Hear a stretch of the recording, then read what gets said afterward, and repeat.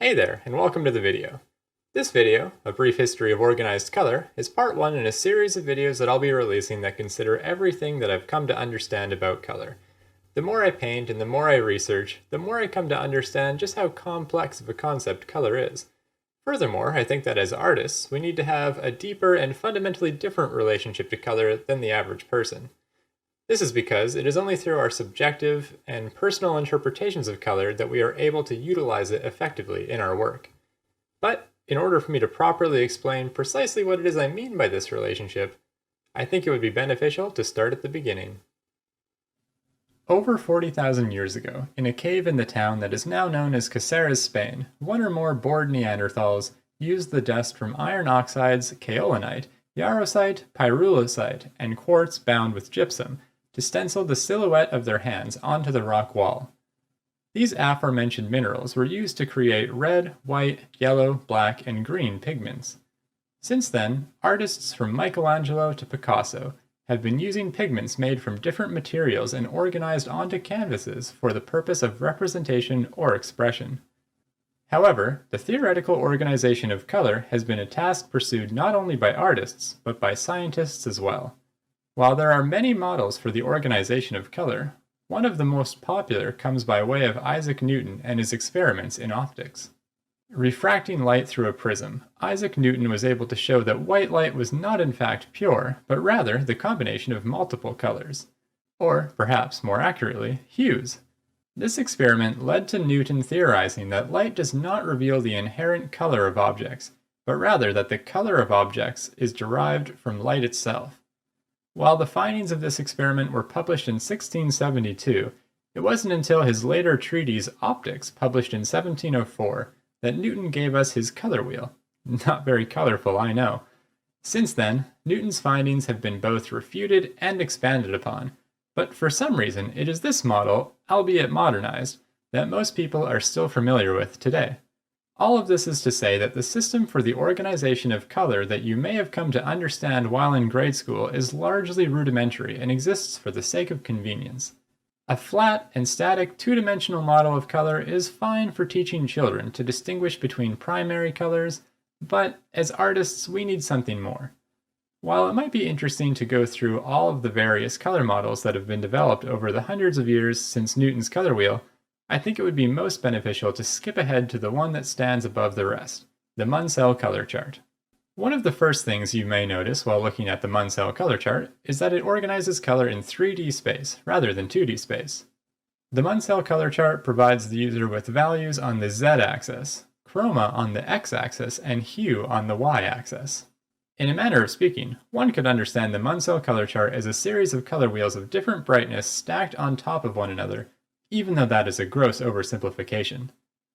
One of the esoteric strengths of a fully realized Munsell color chart is how it is able to more accurately account for chroma than all other models of organized color. Observe here the shape that the Munsell color chart occupies in three-dimensional space.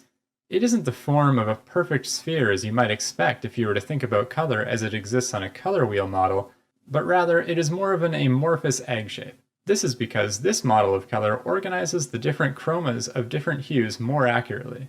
Some hues have full chromas that are naturally brighter than others, such as yellow, which has a brighter chroma, and blue, which has a darker chroma. Not all organizations of color come from a philosophical desire to organize the chaos of the world around us. Technology is another driving force in the organization of color. For instance, the screen of your computer or smartphone utilizes red, green, and blue light-emitting diodes to display all of the complex visual arrangements of color needed for displaying information. This is known as RGB color. This mode for displaying color is additive, meaning that the tones become brighter as they are added together, and the combination of all three primary colors will produce white.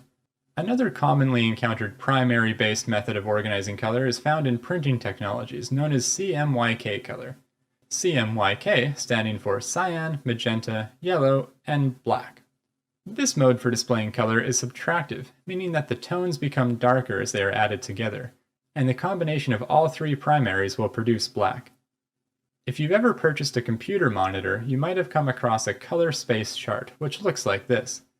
This too is a model, the color space model. While this model mostly exists as a marketing tool to illustrate the breadth and prowess of a particular monitor's color gamut, it will be useful to use as an analogy for how all color models are to be interpreted. Take a look at this photo that I took on my phone of the color space model printed on paper in the book Color and Light by Charlie Picard. Now, take a look at this photo I took on my phone of the same photo on my computer screen. The model in the photo claims the CYMK color space only occupies about a third of that of the Adobe sRGB color space, yet the book, printed using only the CYMK color space, was able to display all those colors outside of its own gamut. How could this be? Well, it is because the color models are just that, models. They do not aim to replicate or account for color as we experience it with our eyes and brains. The same could be said for the color models such as Newton's color wheel or Munsell's color chart. All of these models exist either for convenience, as tools, or to satisfy the human desire to organize the chaos of the world around us.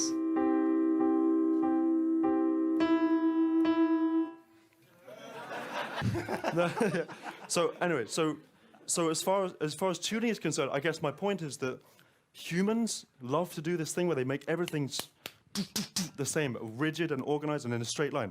It's not the way it is, right? There is one more method of organizing color that is most important for a digital artist to understand, and that is the Adobe color wheel. Even if you're not using Adobe Photoshop, this color wheel still applies to any other digital painting software you may be using. Perhaps a more accurate name for this organization of colors could be called the color sliders model. You heard it here first. This model is important for digital artists because it is pretty much the only tool you have for manipulating color in your digital paintings. Even if you get a little fancier with the color options provided by digital painting software, such as by using adjustment layers, you're still using sliders as tools to manipulate the color. When you manipulate color with the color sliders model, you are taking control of color in two ways simultaneously. The RGB value sliders, which exists on a scale of 0 to 255, and the HLS value sliders, which stand for hue, lightness, and saturation, are all manipulated by percentage, except for in the case of the hue slider, which generally uses a value from 0 to 360, as this slider is emulating the 360-degree circumference of a color wheel. Though it must be said that most artists aren't actually physically manipulating the sliders, but instead are using the color picker tool to sift through a gradient of color or colors within the color navigator window, the form of which itself can be further manipulated to best suit the artist's needs or preferences. Some people prefer color wheels that enclose either a square or triangle, and some prefer those that fade and neutralize towards white in the center. Personally, I would recommend using a mix of all of these options, depending on what you're trying to achieve with your use of color, and we will be going into further detail on this in later videos. The contentious nature of color and its organization illustrates just how subjective color can be. Have you ever played a game of Among Us and been confused as to what to refer to these three colors as? Well, this one is certainly green, but what color name would you use to describe the other two? Let's take a look at our 2D color wheel and consider just how much of the pie we slice for which colors. We have real specific names and definitions for the yellow, orange, and red slices of the color wheel, but the distribution gets a little more subjective and open to interpretation the more we move around. Come to think of it, where is the color brown on the color wheel? Well, brown is actually a shade of orange, furthering our conceptual division of the warm side of the color wheel. Speaking of warmth, which hue would you say is the warmest? Many people disagree, some considering yellow to be the warmest, and some considering red to be the warmest. Yellow has a brighter chroma than red, but red has the longest wavelengths in the visible spectrum of light. Personally, I think that we should leave the scientists to bicker about questions such as these. As artists, we should embrace our biases and preferences, as they serve to add personality to our artworks. Organized color is a construct. Any system of organizing color, be it Newton's color wheel or Munsell's color chart, is artificial. Models of organized color are tools to be understood and utilized as a means to an end, such as the creation of an artwork or rendering images onto a computer screen, and are not comprehensive representations of reality. Artists need to develop a personal relationship to color. It is not enough for an artist to only understand color through understanding the various color models. Artists will need to learn to intuit color, to pick favorites, and to use color as an emotional medium. An artist's use of color is an aesthetic, not a science. Well, that about sums it up. I hope we all learned something new about the many ways in which we organize the color that our brains interpret from the world around us into convenient to understand models.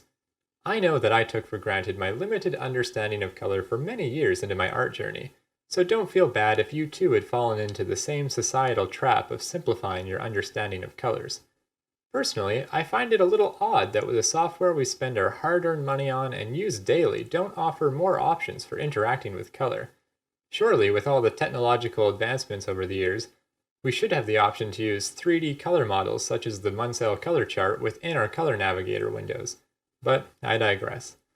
Thanks for watching, and if you're interested in catching the follow-up videos, please consider subscribing.